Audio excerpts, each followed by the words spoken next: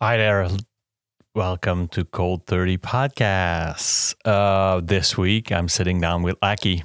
Laki has a year and a half of sobriety, but we exchange a lot of words of wisdom. It was a fantastic exchange that we had together. Not only like is like it's life story, but like just the reflection we had on some of this stuff. Like the powerlessness and like some of the stuff of letting go and feeling like finding the serenity to accept things.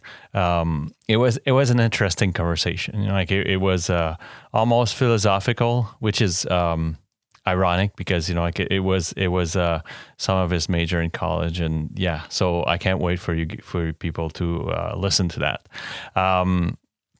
Let the podcast know. Like share the podcast. You can write me, you can DM me, and if you give it like some nice rating on Apple Podcasts, it helps the podcast grow and reach better heights on the search when people do search for mental health or substance abuse podcasts. So without further ado, here's Laki. Enjoy.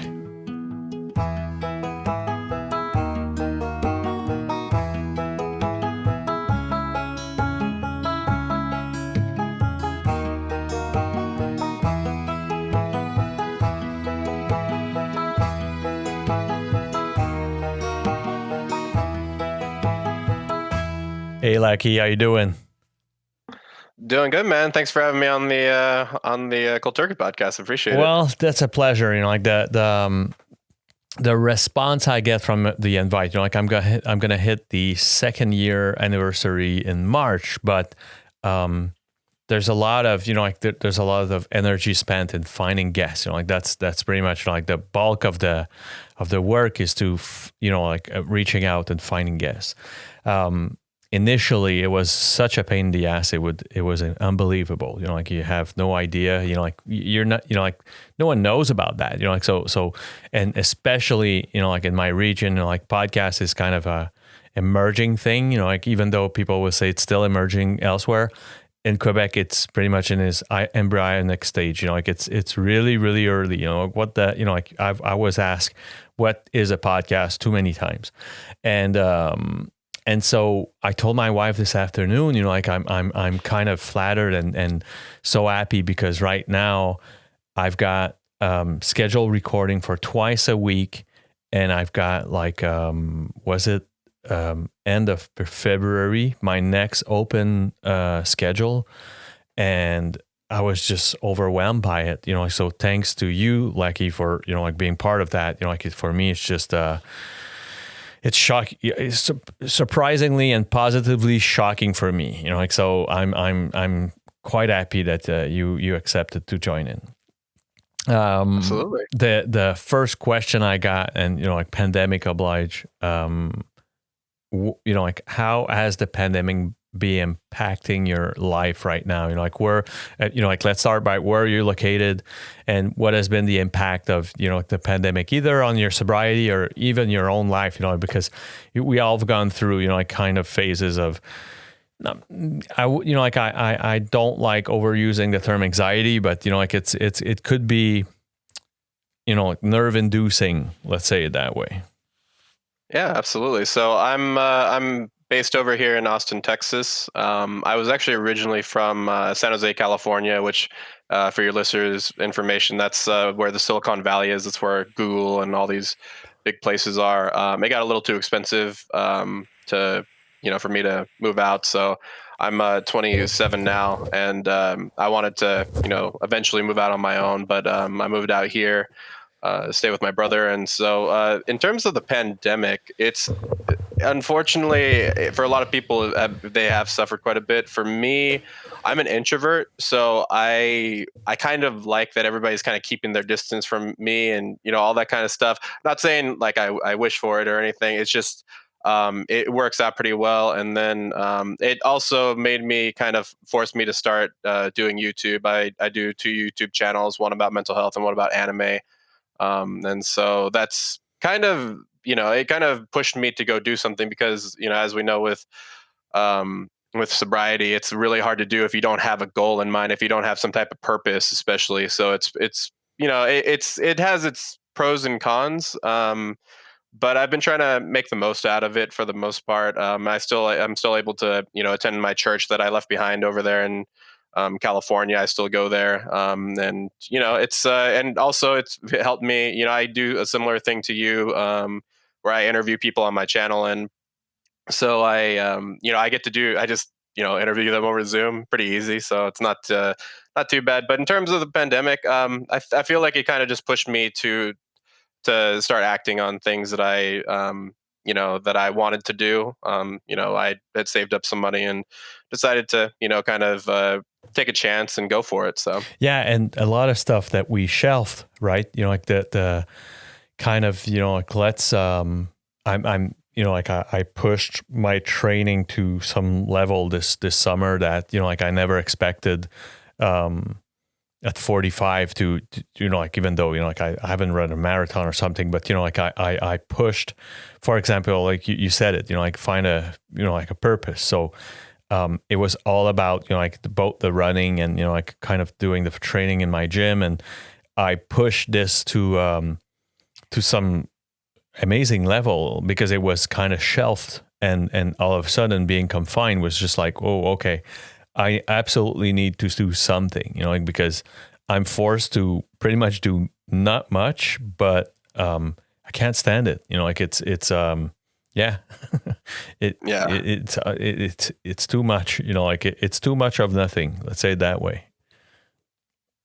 yeah, no, it definitely is. I've over here in Texas, it's not completely locked down right now, so I'm still able to go to my gym. Then I go to a Planet Fitness, and I've been able to kind of do that for a little while.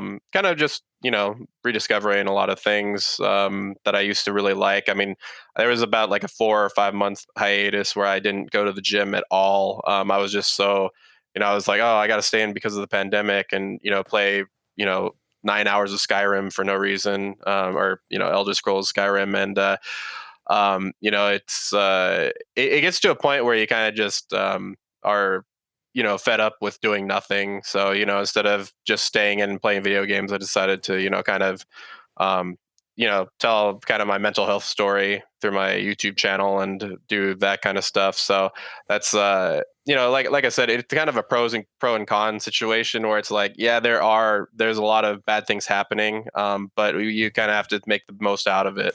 And maybe like like you just mentioned, like the difference between Cali and Texas. Maybe you can explain to listeners about that, like, because like I hear a lot about this on other podcasts I listen to, but can you explain kind of the difference that you've seen moving from one state to another? Yeah, sure. So California was nice. In terms of weather, it was. I mean, especially where I was located in the Bay Area, it was great. But slowly, it started, especially where I was, because it was the Silicon Valley. You slowly started to see less and less.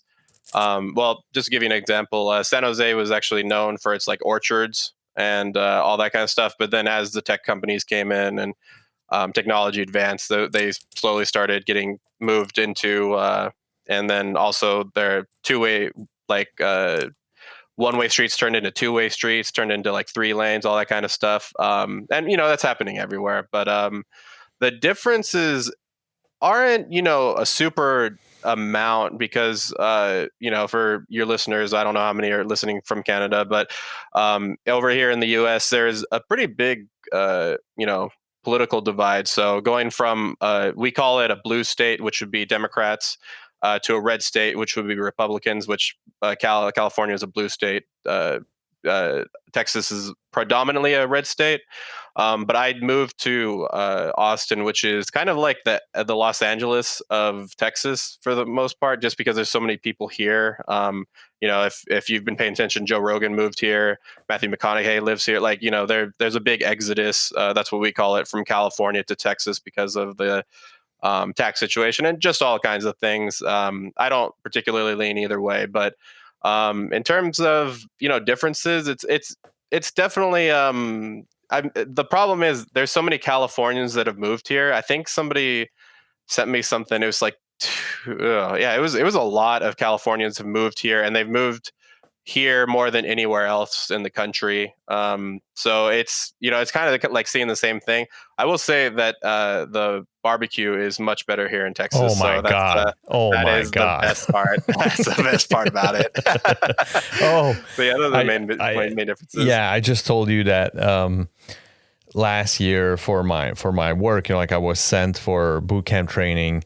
They call that boot camp training. So yeah, I mean, like their headquarters is located there, and I had one full week in Boston, and I had one full week in Dallas, Texas, and Austin, Texas, actually, and I before leaving, like I'm a big fan of like smokers, and I have like 3 Kamado Joes here, like so I'm all in on that, So just before leaving, I kind of tagged all kinds of places that I would stop and try to find squeeze free time to at least grab a bite, like at some of the places, like even though, like the Franklins, which you need to get up like at 5, like it didn't make any sense, like for this tight schedule I had.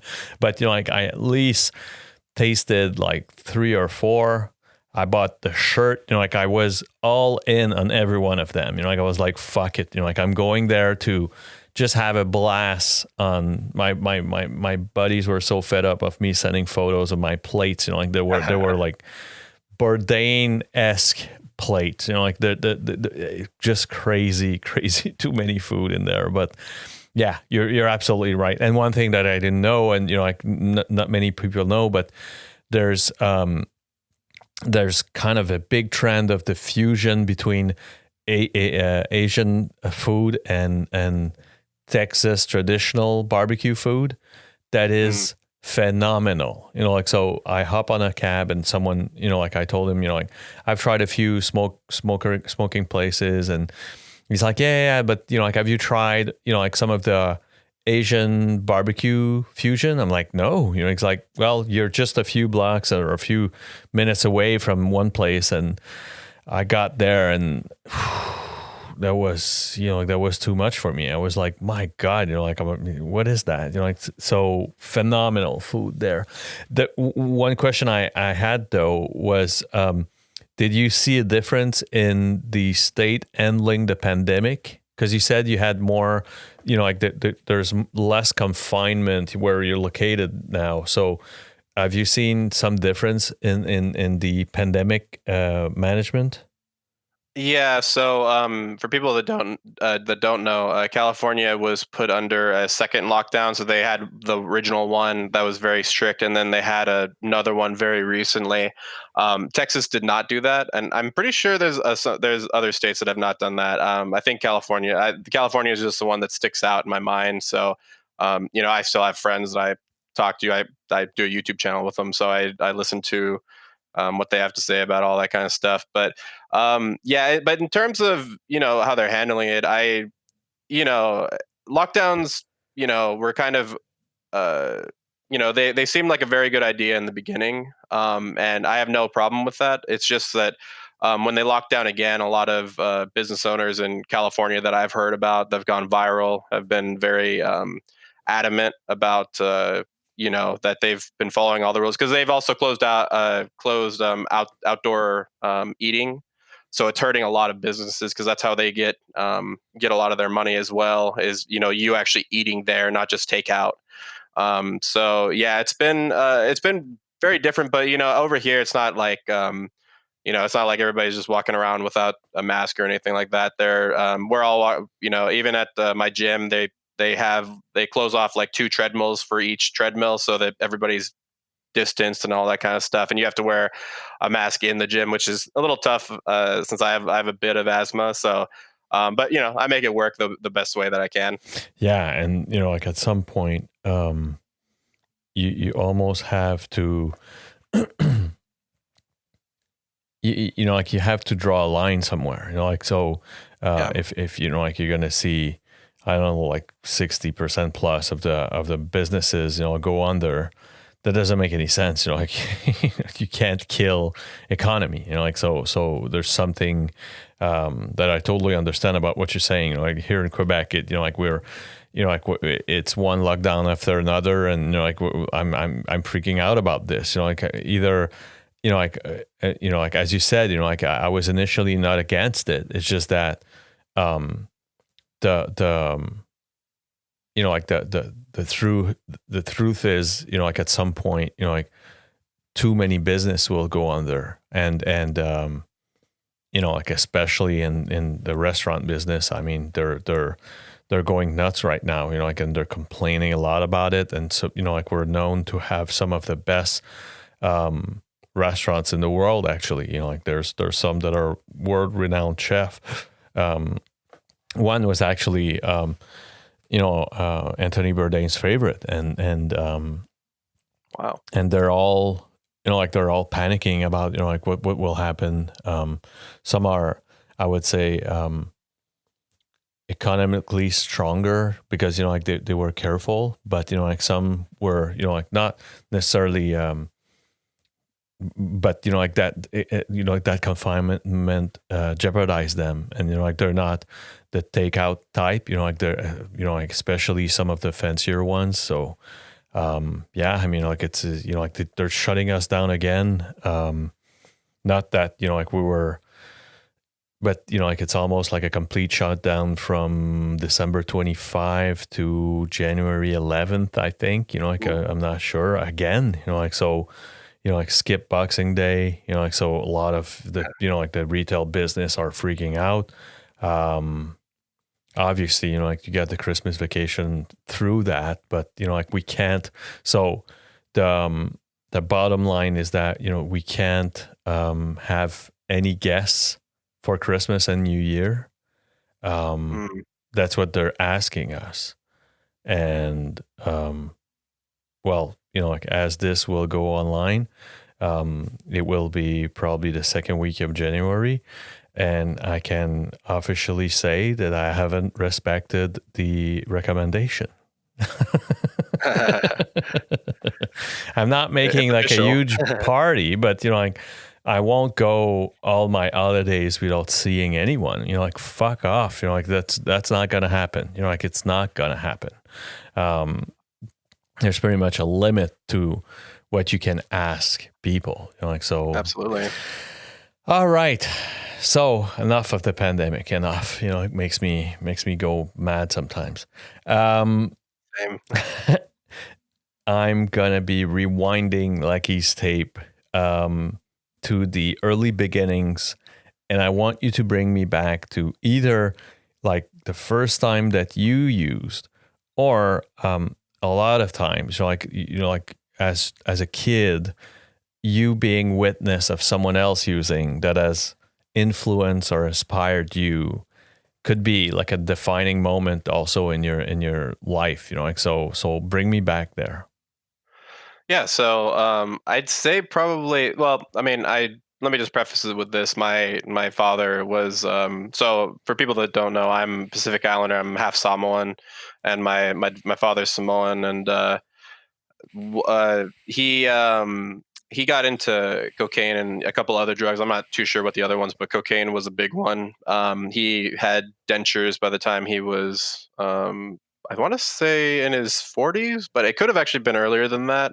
I didn't ever see him do that, but later on, I kind of learned what why dad had dentures, why this happened. I'm sure also he didn't take care of his teeth, so there's that too. And was a cheater and all that kind of stuff. And I kind of said I never wanted to be like him. And my first time using, and also for people's information, the two drugs that I had the most problems with were marijuana and alcohol. And so my first time I ever drank alcohol that I can remember, at least when I first got drunk, was actually when I was probably like 16. It was somewhere in like high school area, and I was in. It was actually a great experience. I was at a cousin's wedding. I'm pretty awkward in public, so I ended up, going out on the dance floor. There's like, I think there's a video of me somewhere actually like dancing with one of the bridesmaids and all this kind of stuff. And, I'm a high schooler. So, I was just like, oh my God, this is crazy. This is great. Like, I'm not awkward. I'm not awkward when I'm Yeah. drunk. And, it was a pretty interesting experience. But yeah, in terms of the first time that I did it, and probably the time that really stands out was that night because I was kind of the life of the party, and that's when everybody, kind of actually paid attention to me a lot more. Did you, there's a few questions there. Were you already an introvert in terms of the type of kid you were? Oh yeah, absolutely. I was very awkward at family get-togethers. I remember when I got I was in drama in my middle school at 8th grade, and my grandma and grandpa came to see a show. I wasn't there because I signed up. They just kind of put me in there, and it was advanced drama, so we actually did the plays and stuff. And I was the main villain of a play, or and a main character for another play. And my my grandpa came up to me afterwards, and he was like, "I don't think I've ever heard you say more words in my life than than when you were on that stage." And I was like, "Yeah, it's kind of true." So I was always that kid that usually had this was before, for people who don't know, this is before you had like cell phones, or everybody had a cell phone. So I bring my Yu-Gi-Oh cards back when those were a thing. I used to bring anything, or I would just stare at a wall. That was literally all I would do, just so people would not approach me. And if they did approach me, then I would kind of just shirk them off for the most part. Were you, so do you feel it was out of being shy, being, like self-deprecating of your, your image, or, like, do you know where it came from? Yeah, so maybe I should tell this story real quick. So when I was the about a month after I graduated high school in 2011, in May, I believe. In June 2011, I suffered a pretty severe panic attack that rendered me speechless. I basically was speechless for like 6 hours. I wasn't able to really talk to my mom, who was about 5 feet away from me. So I texted her instead and told her, she's like, "Are you okay?" And just texted her back, I need help." And so she took me over to the emergency room, and they placed something on me called a 5150, which is a hold that the hospital, or a police can do this as well in California, but the hospital put a hold on me, saying that I was a danger to myself or others. In my case, it was to myself. I got I got put into a psych ward, or a mental health hospital, whatever word you want to use for it. And I was there for about 2 days or so, and I was diagnosed with social anxiety, depression, and mania. Mania because I was hallucinating. I was seeing things written on the wall, and I was also hearing things in my head. I was hearing voices. Sorry, and it really kind of changed me for the most part. And then after that, I remember my therapist, who was a specialist in social anxiety, because he had it himself, and was kind of going through that as well. But he always told me, hey, you can drink or whatever, but be careful of marijuana, because that's going to raise your anxiety, and you have social anxiety, so be very careful about that. And the thing is, over in the Bay Area, it's a very common thing to smoke pot. It's pretty common, especially over there. So for people that don't know, San Jose is right below San Francisco, and probably like 30 minutes without traffic. And it's very common in the Bay Area to smoke weed. I'm not saying that everybody does it, but most of the people that I was around did it. So eventually I got into that. And then and then alcohol was one of those things that made me feel so, that's always a big problem with social anxiety. Is sometimes it can be paired with a substance, with alcohol, because that alcohol is that social lubricant, right? It's that thing that gets you out there, gets you talking, makes people well, in my case, sometimes they hated me, but in the other cases, they would come around me. And I loved going to karaoke bars, singing, all that kind of stuff. And I think that was definitely the main reason why I drank, especially. And then the weed was kind of something to calm me down, even though it mostly it didn't. So And The what was the family picture like? Like you mentioned your dad, your mom. Was there any brothers and sister in there? Yeah, so I have a brother and sister. It's a little hard to explain, so bear with me for a second. So I have Yep. a brother and sister. My brother and sister are all from different fathers. I'm the youngest out of those three. So those are the ones that I grew up with. And so my father was, my father and my mother divorced when I was maybe 5 or 6. I know I was around preschool age. And so because basically he was cheating on her, and he had actually cheated on her and actually had a sister that I know about, that we share the same father. Um, so yeah, I'd never really met her. I kind of saw her on Facebook one time, and mentioned it to her.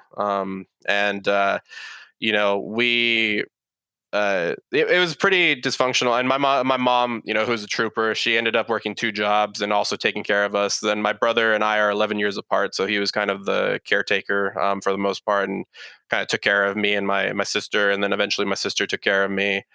And then when I was older, my father passed away 2017, so about 3 years ago. And he actually admitted to me a little bit before that he's probably has like I should probably say I probably have like 6 siblings that I've never met. I've only met my brother from his side that's younger than me. But I know that I for sure that I have a brother in Samoa, and I have a sister. But I'm not too sure about the other ones. My father was kind of a philanderer, so in that sense. So yeah, in terms of the family picture, it was a little chaotic. My mom did her best to kind of keep us all together, but there's only so much one parent can do, especially when they're working a couple jobs, and we're kind of left to our own devices. So And especially when there's, um, like there's a few years difference gap, so you don't feel that it's more of a fatherly figure than it is a brother figure, right? yeah, absolutely. I mean, that's mostly what I've, because it's not like when you for people that I've heard of, right, that have a brother a little bit closer in age, they kind of think of them as like they might have like an argument with them, they might have that. But I've never really seen my brother as that. I've always, the one thing that I've always noticed about myself is that I seek father figures in my life. So anytime there's an older male figure that I respect, I really try and latch onto them, and kind of try and absorb. Like I have a friend over in back in San Jose that this 84-year-old man that is I met in when I was working at Home Depot in the garden department. And I still stay in touch with him just because he really helped me out of a lot of stuff. And I also helped him because he couldn't do technology, so I had to remember all his passwords, and I had to remember certain things that helped him. So that's usually a pretty trademark sign of somebody with some daddy issues. Is usually they try and find father figures on their own, and they have a they usually try and impress that father figure, sometimes to their own detriment. But yeah. The other question I got, like, so that night of that wedding where you got drunk, do you remember hearing about it? Like meaning that, like all of a sudden you said, like you got noticed, but, like, so I guess you have memories of hearing about, like your behavior and, like how surprising you were. Yeah, it was, so I wasn't blacked out drunk, but I was definitely really, really drunk. And if you see the pictures from that wedding day, like you'll see me with this big smile, which I didn't really smile for pictures back then. My I had kind of a weird smile, so because I really didn't know how to smile genuinely on command. So, but in those pictures, I was just smiling everywhere. But I did remember everything. I had a dance off with a professional dancer, which I found out afterwards that he was a professional dancer. And everybody actually pretty much was very positive things to say. Obviously they were surprised. That's not really something that I do a whole lot, but yeah, it was definitely it definitely was a quote unquote positive experience in terms Yeah. of the feedback that I had. And that's where I'm going, which is you must have taken this as almost proof to justify. Yeah, it definitely and just to fast forward a little bit, when I was doing like karaoke bars and all that kind of stuff, the amount of attention that I got, like I remember, maybe a couple months before I became sober, I was at this karaoke bar, and real dive bar, definitely like one of those grungy little bars that you see in like a strip mall kind of thing.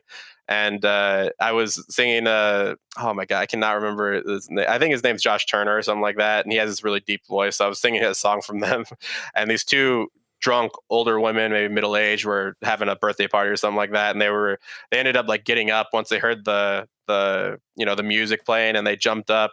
They came up to me and they started like dancing on me, and then they started fighting like in front of me, because they were, I don't know, because they were trying to get up. I don't really know, but they ended up they were so drunk that they just kept on calling me Josh Turner the entire night. It was a country singer for people that don't know. And yeah, it was so I got a lot of affirmation from that. And being somebody with social anxiety, you really don't want to have it. It's just like any just generalized anxiety as well. That's kind of why a lot I feel that somebody with anxiety would drink, is to get rid of that anxiety. Did how did the pot got introduced into like your kind of your daily habit? Yeah, so I was, so mainly through friends. I'm not, I know there is such a thing as like peer pressure and all that kind of stuff, but I was ultimately the one that ended up doing it. And it didn't start off as an addiction at first. I was that guy that would only smoke when my friends brought pot.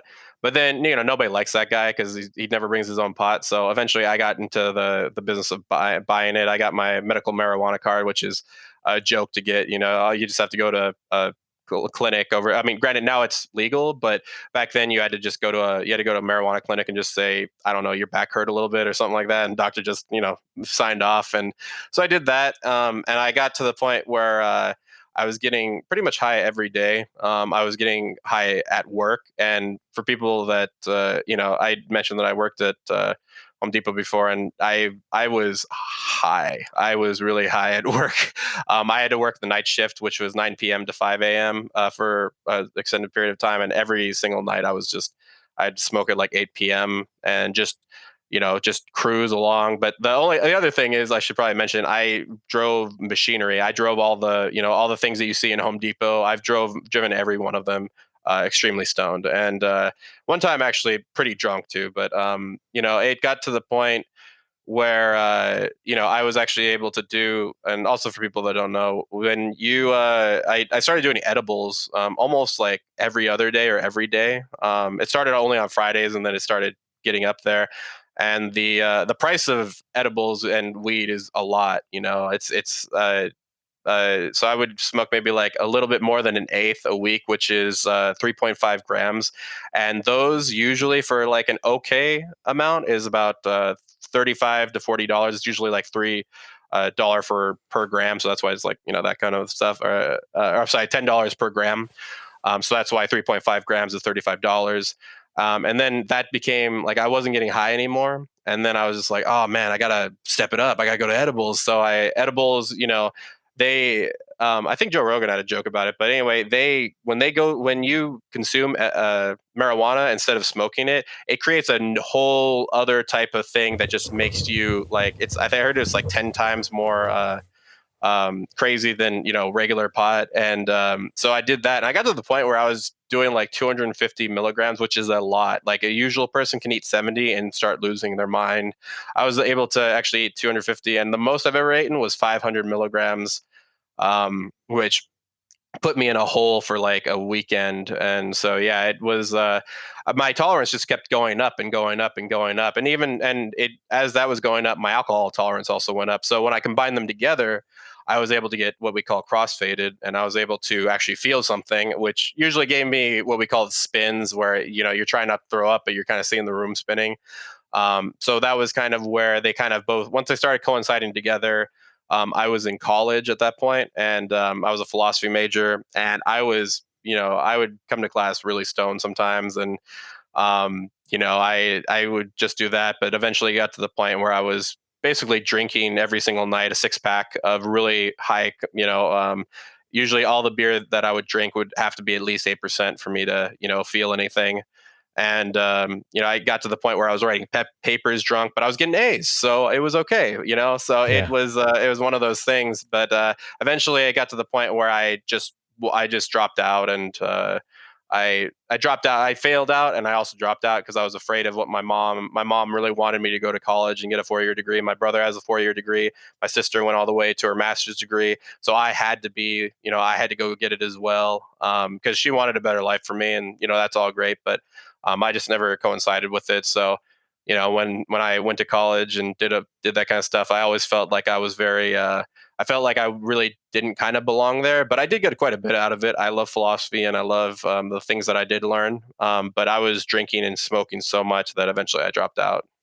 And for those that don't know, like I haven't, like I was a traditional cannabis smoker, but like for the few little times that I've tried edibles, and that was way before the how fancy it got today. Yeah.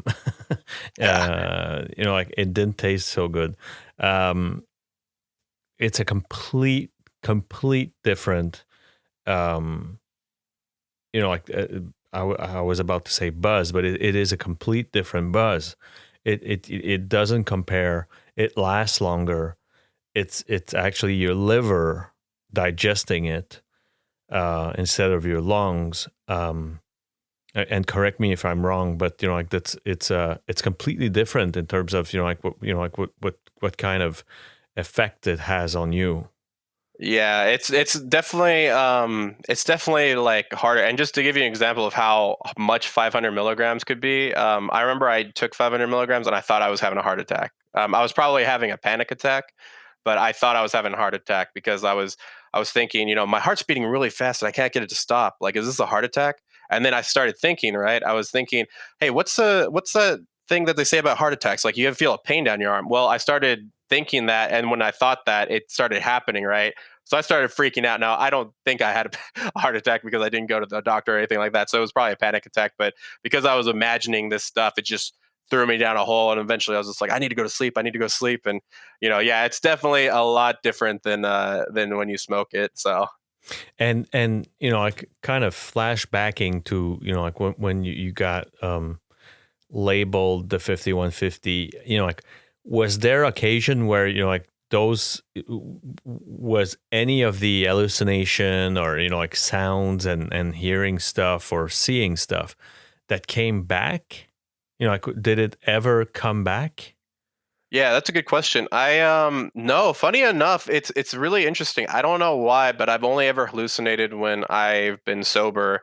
And I mean, not from lack of trying, I guess. There were definitely some times where I got really, really high, but I guess and the other thing about the hallucinations was, I think most of it had to do with how poor a sleep I was having. Most of my hallucinations happened at night, usually maybe like 1 o'clock in the morning, 3 o'clock in the morning. And, that was kind of when it was happening.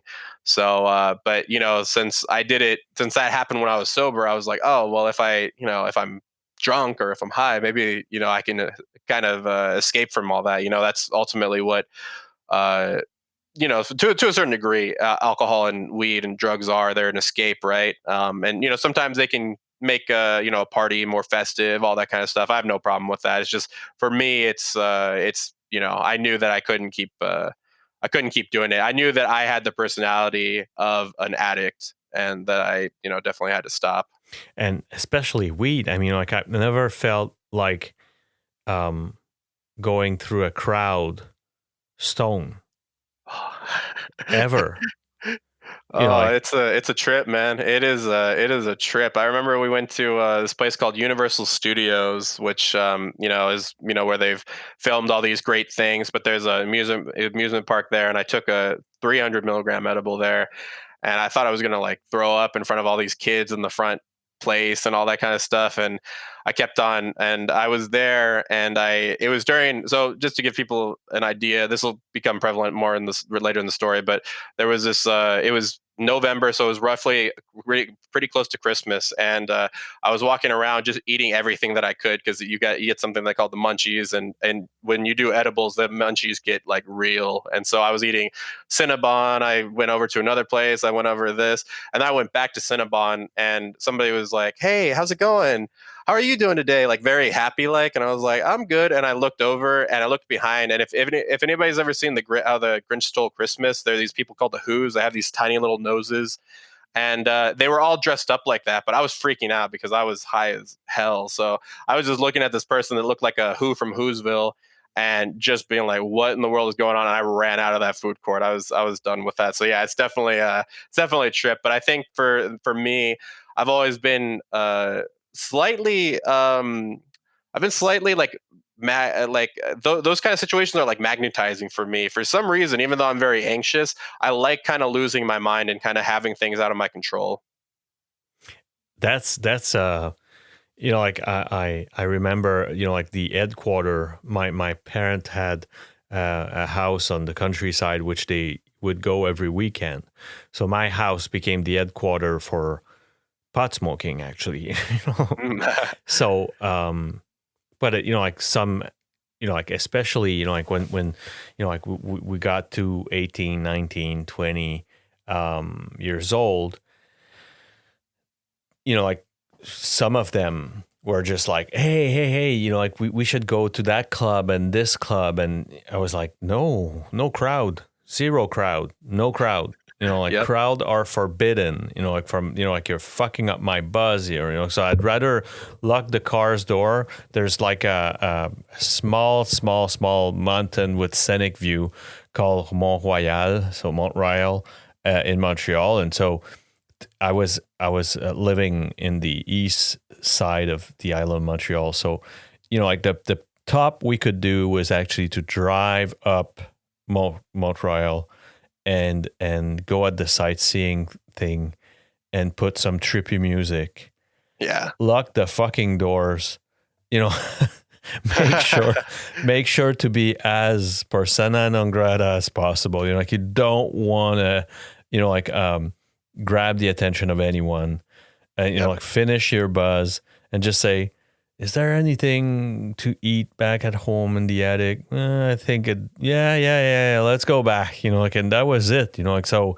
I didn't like the like big lights and big music and so yeah. I mean, like it would have been like I've been in my younger years. My parents brought us to the Cali Universal Studio and fucked up. I would have freaked out for sure.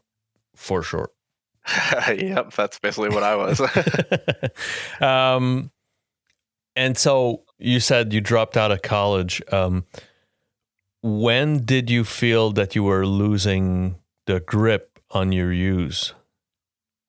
Yeah, I was. So it was actually probably a little while after college because then I started working full time and I felt, some type of purpose that way. And I was probably, so for people, I've been sober for about a year and a half, and not too long or anything like that. But I there was a weekend that it happened to me, and immediately after that I had to stop because I every single weekend I was drinking to the point of blacking out. I had stopped drinking and driving at this point, but before that, during my college days, anything goes. I would black out and end up at my house, and I'd be like, how in the world did I get here? And I forgot that and then I'd remember like, oh crap, I drove, shoot. And I'd have to look at my car, make sure everything was okay. Miracle that nothing ever happened. But there was this weekend that happened, and on Friday night, I got really, really drunk. And at this point, by the way, I had stopped smoking marijuana. I've been clean off of marijuana for 3 years, 3 or 4 years. What has made you And, stop? so I made a deal with I'm religious, so I made a deal with God, and I kind of said because I was working at Home Depot at the time, and I was having a real big problem with one of the managers, and I just remember thinking, also it's retail, so what are you gonna do? So I was just like, God, if I can get another job, like I will quit smoking. And I got another job at a car dealership, and I was just like, you know what, I'm done. I'm done smoking, and not too bad. Obviously, the pot withdrawals aren't super hard, but there's like a period of like maybe a week or two where it's really hard to eat greasy food. So you're eating like oatmeal and bananas and that kind of stuff. So yeah, it was kind of a decision that I wanted to make anyway, because a lot of my friends that were regular pot smokers were like, yo, he's smoking a lot. Like, he's already smoked like 2 blunts and then he wants to smoke like another one. Like, what's going on here? And 2 blunts is a lot for 2 or 3 friends to go through, because that's basically a blunt a person, and eating each one of those is a gram of weed, which is a lot. So yeah, once they started telling me like, oh man, he's doing a lot, that's when I kind of stopped. But it was so I got off of weed, and then I kind of just replaced it with alcohol for the most part. I didn't drink every single day, but at least like once every other day. And then on the weekends was just no holds bar for my liver. And so, one weekend I went over to a friend's house. I Ubered over there. I was done drinking and driving at this point, so I thought I was, responsible. I was good, and we went over to one of my friend's house and they were smoking weed next to me. I was pretty far away, and so one of our friends was a Marine. He was in the Marine Force, and he was just super drunk and super stoned, and I was pretty drunk. So sometimes what happens when there's two men and they think that they're macho. I had done martial arts before, and so he had known about that. So we kind of like started sizing each other up, screaming and all this kind of stuff. And we ended up kind of tussling, but it wasn't like a full on fight. It was, it was jiu-jitsu, grappling, that kind of thing. And I remember during the jiu-jitsu or during the grappling, like I would just black out because I was so drunk. And then I'd like wake up and I'd be like, oh yeah, that's right, that's what we're doing. And I'd start grappling again and do that. And I guess we were going for a good amount of time. But anyway, a lot of the girls didn't feel very they felt very uncomfortable. A lot of my friends felt really uncomfortable. And so afterwards, I just remembered feeling like so much regret. But I was like, oh yeah, no, this it's fine. No big deal. And then the next day I got really drunk, and and then I ended up actually driving my car to Carl's Jr., fast food joint, and I didn't even remember driving. I was just like, wait, when did this happen? And it wasn't even, I was drunk already. I was blacked out drunk. And so to the point where I actually just drove my car. It was just instinct. And after that, I was like, you know what? I've got to stop. This is enough. And then later on down the road, I ended up hearing one of my friends who was in that kind of circle of friends who stayed really good friends with me, thank God, kind of told me like, yeah, you made a lot of people uncomfortable, and they are I don't know, how many of them actually are like, forgiving this. You made them feel really, threatened, in the sense that, me and this other guy were just kind of machoing it up all over the place. So after that weekend, I just decided to stop. And I've never actually been to like a 12-step program or anything like that. I literally just stopped, just because of the shame. So. And did like we started the podcast by talking about a sense of purpose. When like when you initially stopped, was like, I guess like the one of the main goal was to stop being awkward. You just talked about this. That's a good question. I mean, the thing is about social anxiety is like it's always with me. Like even before this interview, right? I was listening to binaural beats and meditating, but it's still there. And one of the things that you never want to do with social anxiety is just avoid social situations. So I ended up, going places. I think the week after that, I had to go to Jay Book concert, who's a big Samoan artist, and for reggae. And I ended up going there. Didn't drink, didn't do any of that stuff. My cousin, funny enough, actually got kicked out of that concert for being really drunk and pushing people around. I eventually started thinking about what I wanted to do with my life, because I think drinking and the smoking made me forget about that. Like it was just like, oh, I'm okay working at retail and doing receiving and doing this because I'm getting paid, whatever. And I'm making enough money to buy pizza every week. Like, so that's cool. And, but it's, once you start to get a little bit older, you start to kind of wonder where your life's going. You start to wonder, do I want kids? Do I not want kids? And before, when I was smoking, I always joke with my friends, like, if I don't meet a good girl by like 25, I'm going to get a vasectomy. And, I'm 27 now, and I'm really, I'm starting to really consider I really do want kids at some point. First I have to find a girlfriend for that, of course. But yeah, it really starts to make you wonder. So I went through a suffering phase of, what am I going to do with my life now that I'm sober? That's a bigger question now. So eventually, you know, this whole pandemic kind of hit, and I decided to, I was doing another YouTube channel called Anime Casuals, and I was doing that, and then we took a little hiatus off because I was drinking and smoking a lot. And once I got sober, I was like, guys, we need to do this channel. And then a month into that, doing restarting that, I ended up saying, you know what, I really want to do a mental health channel. I don't know how good it'll be, but whatever. So I started my other YouTube channel called Mental Health Casual. And I just reached like 51 subscribers recently, and I was, it kind of blew me away, because I was like, man, I remember when I started with 3 subscribers just from that stupid recommendation page on YouTube, giving them like recommendations for, off of the randomest videos. But it's been a crazy journey. But I kind of just realized that my purpose in life was kind of telling my story, so people didn't make the same mistakes that I did. And even if they did, that they have some type of hope, that somebody's gotten somewhat out of it. So that's kind of where I started finding my purpose in life. Did what benefit have you gained from having those discussions with people that have gone through or are going through similar stuff that you do?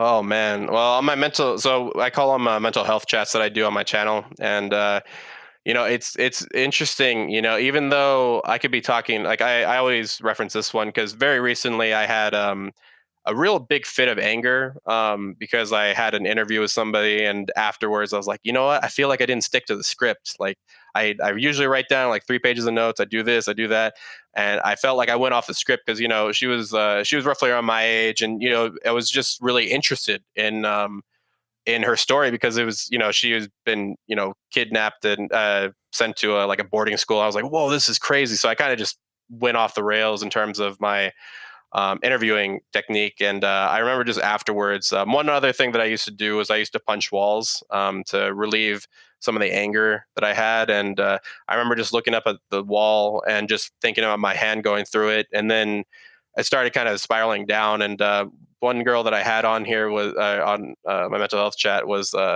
it suffered from bipolar 1, which bipolar 1 is basically where you have fits of like mania. And then there's bipolar 2, which is fits of depression. You have much more depressive episodes than manic episodes. And, she had, I'd seen a video from her, like, I think a week before, and she just like dyed her hair red. And she dyed her hair because she went through a manic episode. And she kind of said in there, you will relapse when you're bipolar. Like, that's just a normal thing that happens. But you have to kind of move on. And she wasn't talking from an alcohol sense, but I was thinking about that in terms of my anger. I was like, you know what? I do have a lot of anger that I'm still kind of dealing with. And when that kind of happened, I was like, oh man, like I kind of relapse in terms of my anger, because I've been pretty calm ever since I stopped drinking and smoking. But I've been kind of also living this. We kind of talked off air about like these people that are like sober, but they're also like, I'll say this in my own words. Like, they kind of seem like squares. Like, it's like, who wants to be like that guy, or Yep. that girl, or that kind of thing. But I was just like, I just remembered, kind of getting on my high horse because I was sober and all that kind of stuff. But I kind of forgot about the other things that I was working on as well, which is my anger, dealing with all that kind of stuff. And talking to her really helped me with that. And I talked to another guy that had trouble with intrusive thoughts, and I was like, oh, thank God I'm not the only one. Like, that's really awesome. And so it's really helped learning from other people with different mental illnesses, because they all have it's kind of a similar story, but also different fixes. And sometimes those fixes can be used in your own life too. And the effect of that anxiety, like that diagnosis that you got, is there, like, is there something, like, except, like, beside, like, not using alcohol or drugs, but, like, is there anything else you can do to, um, like, to heal from that, like, or it's going to be with you pretty much all of your life? It's pretty much with me. It's kind of more of what I do is not to like relieve it, or not to cure it like completely. It's to kind of realize that I'm like a nervous wreck before any interview that I do, but it's like during the process, like right now I'm not super nervous, but like before this I was just like, oh my god, after this I have to remember, because there's like 3 or 4 stages in social anxiety, probably in any anxiety, but there's like the before stage where you feel anxious going through the event or going to the event. There's the anxiety during, where you have the anxiety during the event. I actually don't get that anxiety during thing. I get the before of the event. I don't get it during, but after the event is when I hit like my rock bottom, where I'm just like, kind of like I had mentioned before, I was kind of thinking about hitting the wall, and my head just kind of started turning down because I was judging my interview, and I have to go edit it and listen to it again and all that kind of stuff. And I'm just like, oh my goodness. So it's mostly just kind of learning to minimize, minimize the effect that it has on my life. So if I had let it kind of, if I let it, kind of take over me, I wouldn't be doing this. I wouldn't have messaged you. I wouldn't have, done certain things. I wouldn't be doing a YouTube channel. So it's just I just make sure that it doesn't stop me from doing the things that I want to do. And the other thing that, like, I had kind of a flash of, like, I was the wall punching type as well, like, I used to, like, do that. Do you need, like, it's going to be an odd question I'm going to ask, but do you need to have, and need may not be the right word, but like, is there a part of a spectacle around that, like, and I mean, I don't want to be, like, hurting anyone's feelings here, like, at all. I'm just saying that, like, I used to do that for almost for the performance of it, because it was my ego talking. So, like, showing off by, like, punching through a wall, like, there was something around kind of the bravado and the, I hope you understand what I'm saying here. Oh yeah, no, I totally get you. I was a little bit different because one of the things that really triggers it is that I've noticed, at least very recently, actually, is the my dad had a really good. He was really good at making me feel small. So for people that obviously you can't see me, but I'm 6'3" and probably 280 pounds, something like that. And I constantly feel small. I have a real big self-esteem issues. And my dad, when I was graduating high school, one of the things that actually triggered that event, and me punching walls and stuff, was him. I said I was going to San Jose City College, which is a community college, so a 2-year, and he was asking, why aren't you going to San Jose State? And that was enough to set me off. Which San Jose State is a university, and it was enough to set me off. And it got to the point where I was like, you know what, I need to punch something, but I don't want to hurt somebody.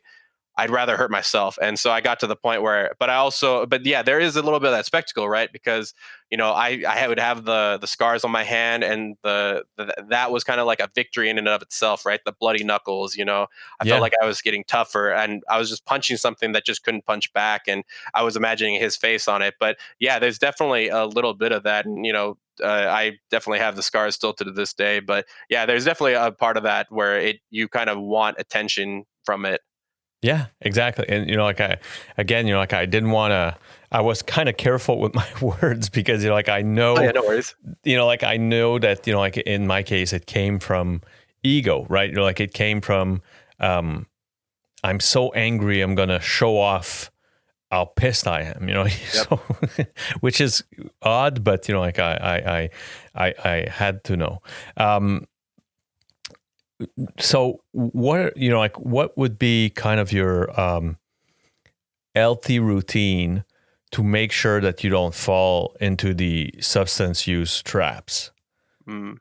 Yeah, so one thing that I've noticed about myself is I'm not one of these people. So, one thing that I learned when I was, kind of reading books like Eckhart Tolle, who's kind of spiritual kind of person. Yep. He was on like Oprah Winfrey show and all that kind of stuff. And one thing that I realized, I was like, you know what? I am not like this guy because I don't live in balance. I really don't. I live in the extremes. That's kind of how I am.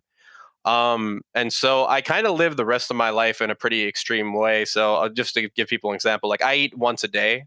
Monday through Friday, I eat once a day. I eat, very basic, potato, egg, pound of meat, and I only eat that in the morning, and I think some oatmeal as well. And then I eat that only in the morning. I don't eat anything else the rest of the day. I only drink 1 cup of coffee, and I drink water the rest of the day.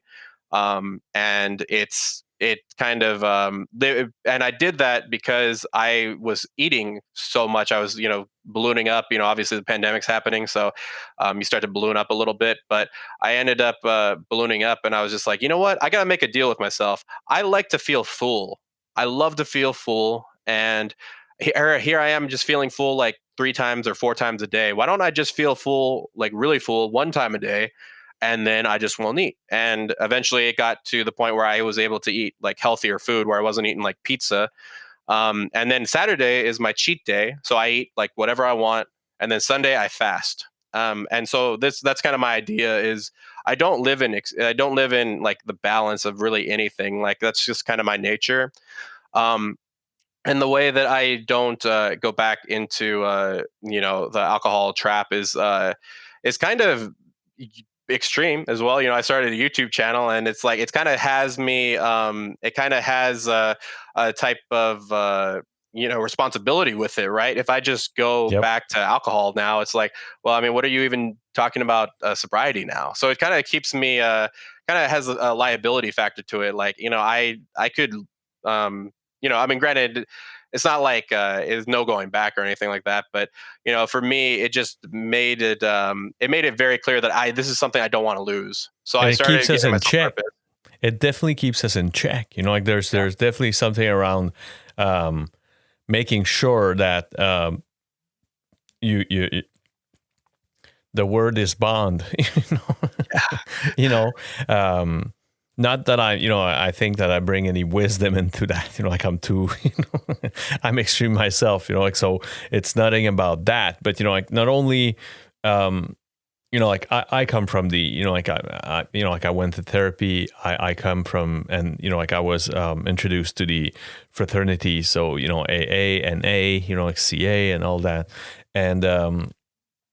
And one thing I did, like is, like especially, like with the internet age, like I did a lot of research about, like who is, and there's a fantastic movie, like My Name is Bill W., which is, it's James Wood, that, like that does Bill Watson, like one of the co-founder of Alcoholics Anonymous. And Okay. it's a great movie, just for the sake of, like the historical thing, but on top of that, like it's definitely the genesis of it all. Like so, everything else was inspired by like the Alcoholics Anonymous, and they were actually Bill W. was actually inspired by another called the Oxford Group, that was super religious back in the days in the 20s, in the 20s and 30s. So he got sober out of the Oxford Group, but and so all to say that like there's one big night he was like a trade broker and was traveling, and one night he ends up like in the hotel lobby bar, and like all obsessed about taking a drink again, but he knows that he can't. Like I've tried so many times, like the relapse so many times that knows that he can't have a drink. So since he's like he's pretty much like from the Oxford Group, tries to reach out to churches, cannot grab a hold of any priest, and then start calling, and like my memory just like blanked, but like he finally ends up to a doctor, a guy named Bob, which pretty much tells him, "Don't come to my place. I'm a fucked up drunk. You know, like I'm unreliable. I'm bad. You know, like so. Please don't come to my place. So like I can't help you for sure." And Bill actually says, "No, that's precisely why I want to meet with you." Um, and they end up like meeting and talking for over 8 hours, drinking a shit ton of coffee, Wow. and realize after the talk that they don't feel like having, you know, like a drink, you know, like they don't want to have, you know, like they don't want to get drunk at all, you know, like so. And that's pretty much how AA was born, Wow. realizing that, you know, like two addicts or two alcoholics exchanging, you know, like the state of their mind, and you know, like the how they feel, and you know, like opening up their hearts and exchanging, made them, for some fucked up unknown reasons, make them not want to have a drink. And so they started going to psychiatric ward, ask for their worst case of alcohol poisoning, and you know, like especially, you know, like you can reach stages of, you know, like delirium. And there's another one that has like Russian name, I would say, you know, like that, you know, like that's kind of the next level. Mm. And so they would ask for, you know, like their worst case of, you know, like of drunks in psychiatric ward, and would, you know, like kind of have him join some meetings, and would save people's life just by talking together. Wow. And so after that, you know, like for sure, you know, like some of the foundation, you know, like there was a lot of stuff that was written, and you know, like the 12 steps and all that. But you know, like initially, it's pretty much like two people that have substance abuse problems that just talk. And we don't, you know, like pretty much, you know, like my sponsor, which is 79, has 49 years sober, would Mm. probably have an explanation for it. But you know, like for still to this day, for me, um you know, like they ask you to find kind of, you know, like an higher power defined by your own self, you know, like, and for me, you know, like this is it, you know, like that, you know, like there's something that I cannot explain, of two people that, you know, like at some point in their lives, you probably wouldn't have lent a penny, because they were either, you know, like they would steal it or sell it for drugs, you know. Yeah. But through talking together and, you know, like kind of, you know, like sharing their state of mind, don't feel like using. And that's pretty much what the podcast does, you know, like for me, you know, like it's just, you know, like, you know, like without any pretension, but you know, like it's going back to 1930 something, two drunks talking together, and just like, wow, you know, like I don't want to have a beer, you know, like I'm good, you know, like so you know, like most probably causes the same effect on you, which is like when you finish recording, you probably don't feel like using it all. And there's like it's not even pressure, it's just the honoring, you know, like the subject matter that you're treating. Yeah, no, it's definitely you know, I mean that's a great story, by the way. And I think I always relate this because I used to do MMA, mixed martial arts, and one of the things that excuse me, one of the things that I learned from it was, you know, in jiu-jitsu, it's, you know, it's mostly ground fighting. And one of the things that I learned very early on is that being on your back wasn't like like it wasn't a big deal, which you know, if you come from America, you watch American football, and you know, once somebody gets tackled at the end of the play, they go back and they do that kind of thing. If you watch wrestling, sorry, like real wrestling, not the WWE or anything like that, you know, once somebody's down, they pin them. You know, that's it. In jiu-jitsu, that's only the beginning, right? And if you're on your back, there's actually a whole a slew of options. But one of the things that you learn very early on is leverage, but also using the ground to kind of push yourself up, you know. And when I started kind of getting into that a little bit more, I started kind of using it as a metaphor for reaching rock bottom, right? Like you're flat on your back, you've hit rock bottom, but you use the floor to get back up. You know, there's something beneath you. Um, to help you, and so but it's not over. You don't have to just stay at rock bottom. You can go back up, as long as you fight for it, which in jiu-jitsu, you have to fight pretty hard because you're on the bottom. So you have to use tricks, you have to use techniques, you have to use misdirection, right? You have to use a slew of things, because one way doesn't always work, just like in rock bottom, like right, if you hit rock bottom and I hit rock bottom, we probably have to do different things to get out of that situation.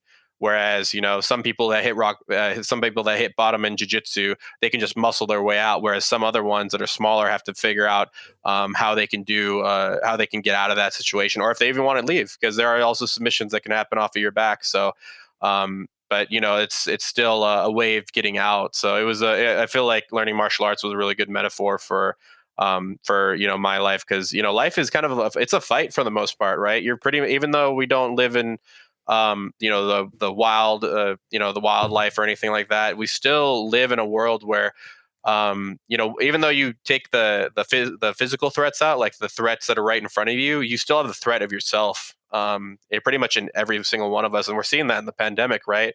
Even though there's this existential threat, we're all getting pushed inside, right? But then we have to face the inside of us. We have to face our hearts that we probably haven't been paying attention to, because we've been dealing with the 9 to 5. We've been dealing with the everyday routine. We've been looking at this, looking at that. But it's once you get that kind of routine and structure away, you start to really, you really start to see what's in your own heart and what you've neglected for so long. So that was kind of one thing that I learned a lot from martial arts from. And it makes me think about a few things. The first one is the only asterisk I would put to your metaphor is in the terms of our own life, rock bottom. At some point, we need to define what is our own rock bottom. Yeah. Meaning that there's no, it's a bottomless pit if you let it be. And you end up either just fucking killing yourself, or you go just crazy mad. Right. And you have to kind of define your own bottom at some point during that spiral down. If you don't, you're not going to go, you're not going to live through it. And the second thing is the idea of, finding, and you talked about this, the balance and not being balanced or whatever. But, I think, even in your extremes, you're finding balance through it. Yeah. It's pretty balanced what you just explained, in terms of your, your nutritional habits, for example. They're pretty freaking balanced. They're, some may call weird, but they're balanced, Yeah. You know exactly what you're eating tomorrow morning. So, there is something to kind of almost, there's something calming about this, there's something about, it's no mystery, and so,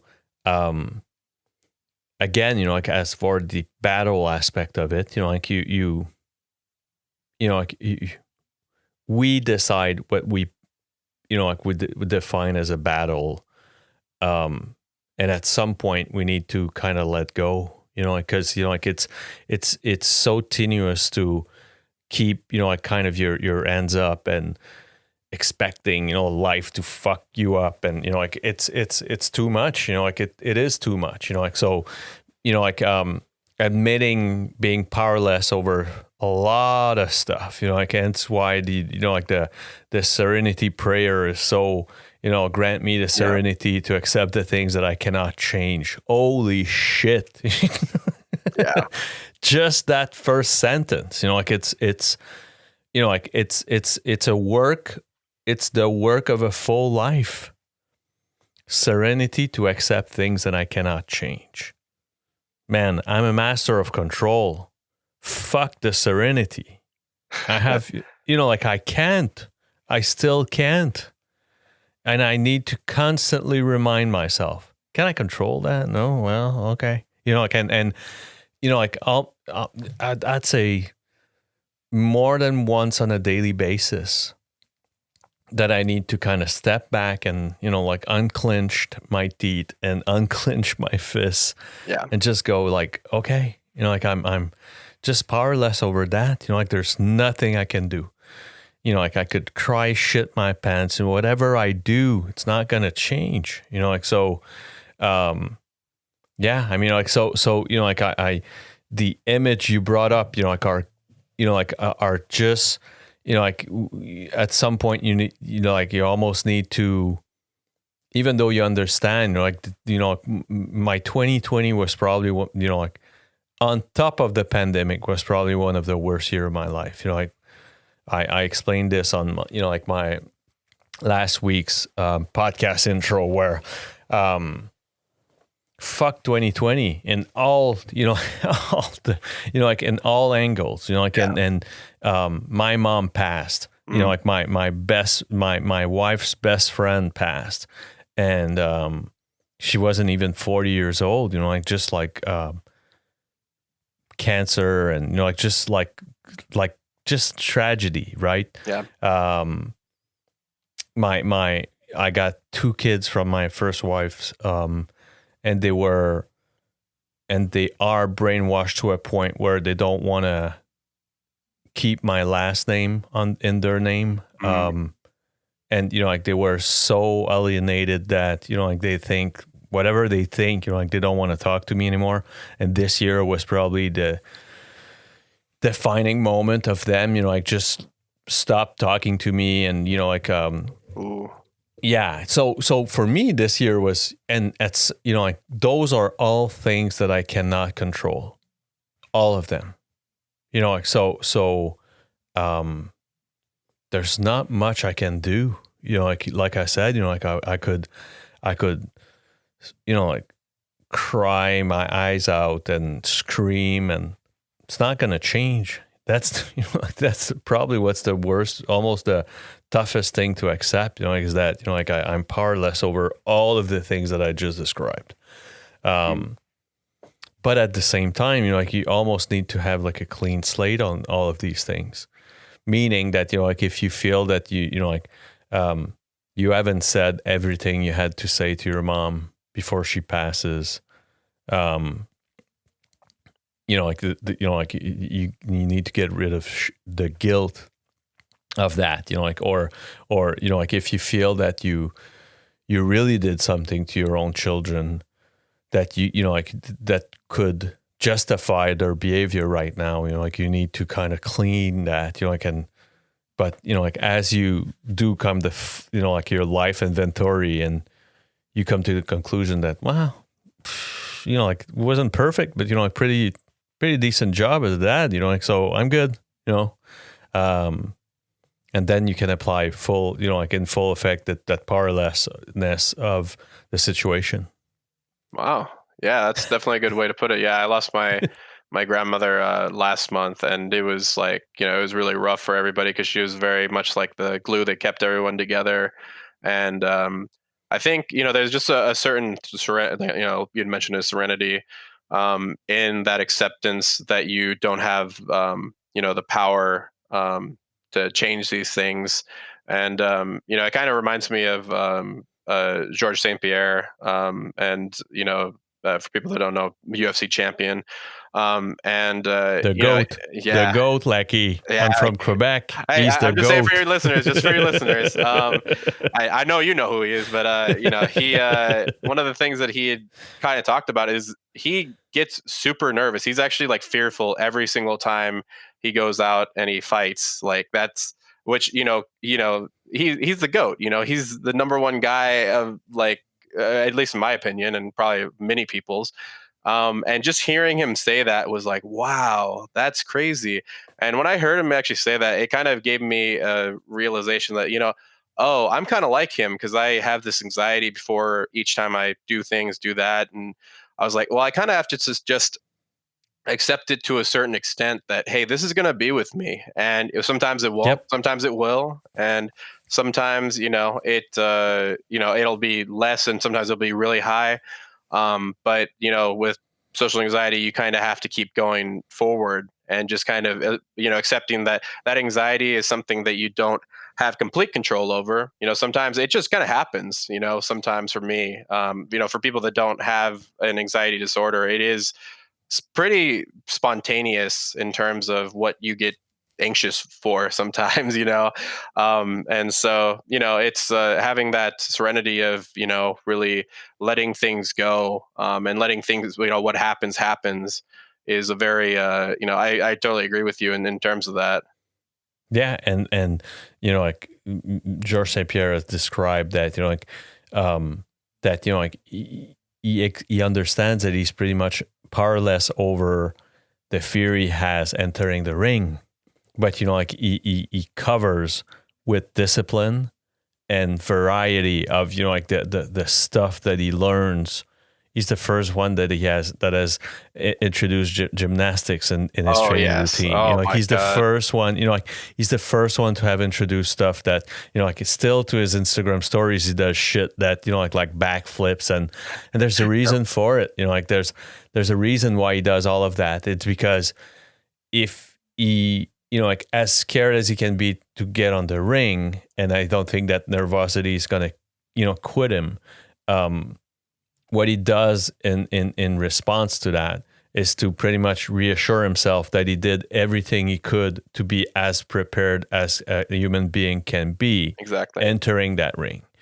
So if we make the analogy for life, that's pretty much it. I can't prevent my mom from dying, but I can do everything in my power to make sure that when she passes, I'm gonna be in peace, and same thing with right now, my dad just wrote me about what we're I told you that we can't visit pretty much no one, and you just wrote me, what are you going to do for the holidays? Just like he's gone fishing, just to see if and sure enough, I'll be there with my son and with my youngest son, and yeah, I mean, so how do I, prepare myself over something that I cannot control, which is like the state of my dad, spending his first Christmas without his wife. It's just to be around him and, make sure that, I don't feel any regrets and not having seen him enough, and all of that, so. Oh, deep subject, my friend. Deep subject. Oh, yeah. And that's the other thing. I try to keep it as simple as possible. Even though we can describe it as we just did for the past 20-something minutes, I try to keep this as simple as possible. Oh, absolutely. Can I control that? No, fuck it. I cannot control it. There's nothing I can do about it. So be it. I can and move on.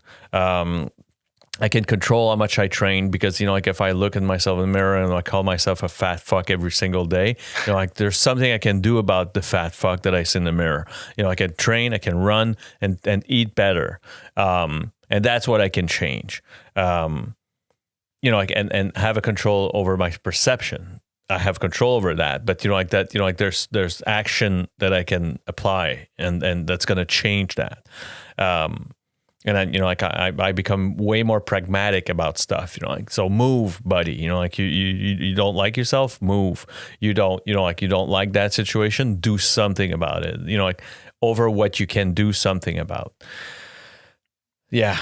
So that's pretty much, that's a small conclusion to a long conversation about, trying to explain things. Laki, I have to thank you for accepting to be part of that. It is a pleasure doing that. I pretty much explained, through the, the creation of, Alcoholics Anonymous for me, that, and I didn't know that when I started the podcast, but it's realizing how much good it had on me, even more so that, I do get, every once in a while, people reaching out to me, telling me that it has, great effects on them. But, it's that's great. Yeah. I'll say egoistically that it has fantastic, benefits for me on doing that, so, and I thank you for being part of that. Absolutely. It's an honor to be on. Hey, so take care. last question I got for you. I almost forgot. Yeah, no worries. Where can people find you? Where can, like, is there, like, what's your presence? You talked about your blogs. You talked about, like, your YouTube channel. How can people find you? Yeah, so I have 2 YouTube channels if you want to check it out. There's Anime Casuals. There's actually another YouTube channel with that name. So we're just Anime Casuals. My mental health YouTube channel, which I had mentioned before, is called Mental Health Casual. Really easy to find on YouTube. If you just look that up, you can find me. I have a full beard and afro and all that kind of stuff. But yeah, Mental Health Casual. I also have an Instagram under Mental Health Casual. You can find me on there as well. And besides that, I don't really have too much of a social media presence. So yeah, you guys can check me out on there, and I'm more than welcome to any of those ones. So perfect. And for those that listens, as every week I mentioned, Laki's going to send me all of that stuff. And it has been provided in the description of the episode. So no worries. Don't go run for pen and paper and hurt yourself. It's all at the bottom if you scroll down, whatever platform you're listening it to. Thanks again, Laki. Really appreciate it. No worries. Thanks, Alex. Take care. Bye. You too.